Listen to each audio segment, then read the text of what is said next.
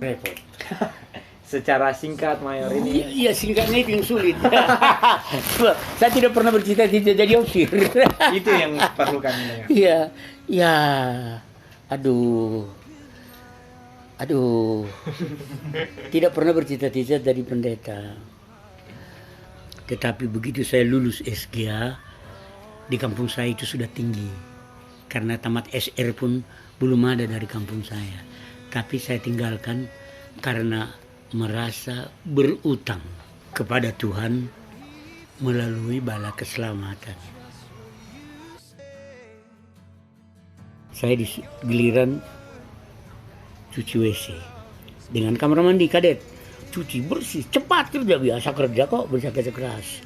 Lapor sama sersan kadet. Sersan kadet itu adalah seorang officer muda yang mengatur pekerjaan-pekerjaan kadet, dan dia akan bawa laporan, dia bertanggung jawab kepada pimpinan. Oke, selesai Letnan. Cepat sekali, orang lain belum, dia datang. Bersih memang.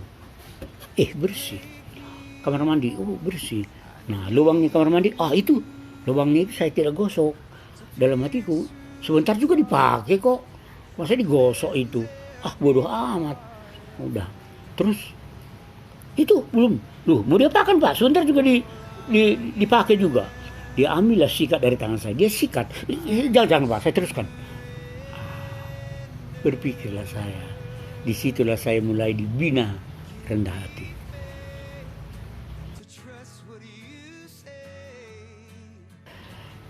Paling berat sekolah di Pusdiklat. Dan itu yang paling baik. Ya, di sekolah begitu saya dapat itu, hitungan yang sulit-sulit itu, aku dipuji dan hebat. Tapi kalau di Pusdiklat, kita dituntut lebih rendah hati. Semakin bisa, semakin rendah hati. Asik itu sebenarnya. Iya.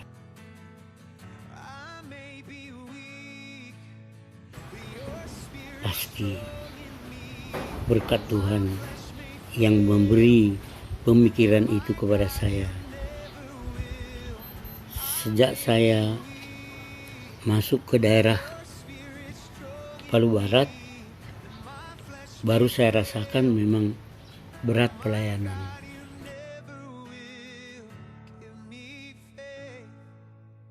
Tidak juga terlalu sengsara. Ya, kadang-kadang keadaan yang sulit itu menolong kita, diberikan Tuhan kebijakan.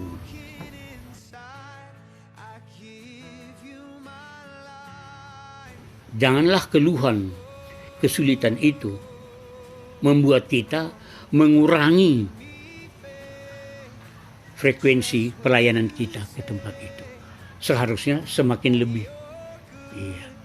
Ibaratnya kita menempa parang, kalau kita tahu besi yang sulit, keras, jangan lemah pembakarannya. Lemah pembakarannya mau ditempa dia sulit.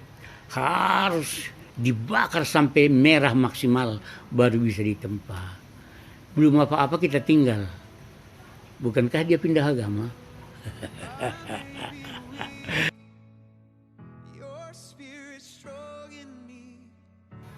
Kesulitan-kesulitannya, kalau orang bilang sulit, saya mau tahu kalau ada orang berani memberikan kesaksian kepada saya, di manakah seseorang itu tinggal 2 tahun tanpa ada sedikit apapun kesulitan.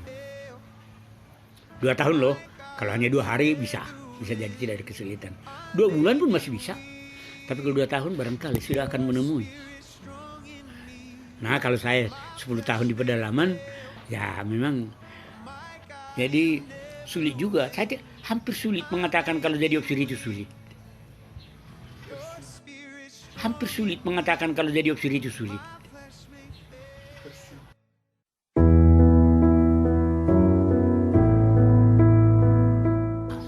Tapi kalau ke sana harus mau jadi hamba.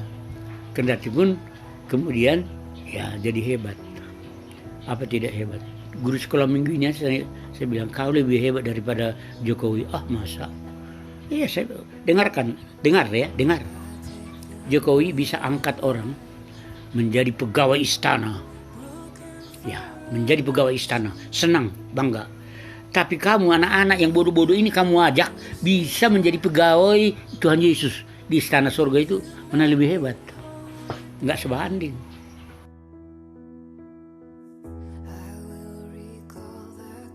Good soldier never die. Prajurit yang baik tidak pernah mati. Ya, good soldier never die.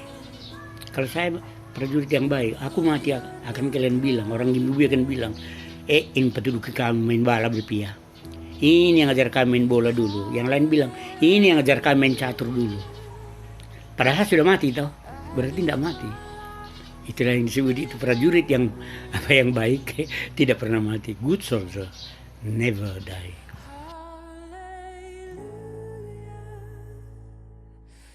Bukan hanya prinsip, bukan hanya semboyan. Berangkatlah, melayanilah dengan segenap hati, dan hasilnya pasti akan dinikmati. Kalau melayani dengan setengah hati, maka hasilnya pasti mengecewakan. Kalau saya berikan satu contoh.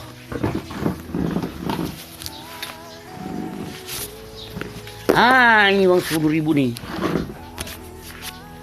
Anda mau melayani, anak muda mau melayani, harus utuh segenap hidupnya. Kalau setengah-setengah tidak akan jadi. Satu contoh.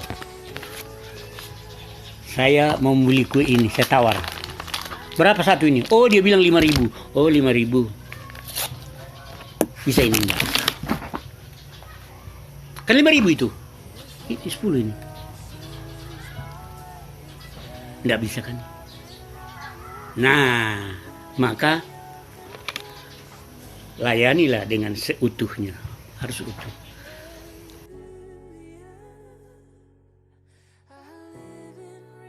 Ini pertanyaannya apa tadi? Untuk mendorong semangat. Iyalah, iya, percaya, merasa diri, berhutang, dan harus melayani Tuhan. Lalu ada kesulitan, syukur kalau ada kesulitan. Dan kalau tidak ada kesulitan, itu tidak normal, bohong itu. Kesulitan adalah normal. Iya. Kalau orang bilang di dalam Yesus tidak kesulitan, nah itu saya bilang, Yesusnya dia lain dengan Yesus kita. Yesusnya dia tidak punya salib. Nah kalau punya salib, salib itu apa artinya? Jangan kau pikul salib di sini. Salib yang di es itu, tidak nyelamatin itu, tidak. Itu hanya lambang perjuangan kita. Salib yang betul, yang ada di dalam. Oke, Mayor. If love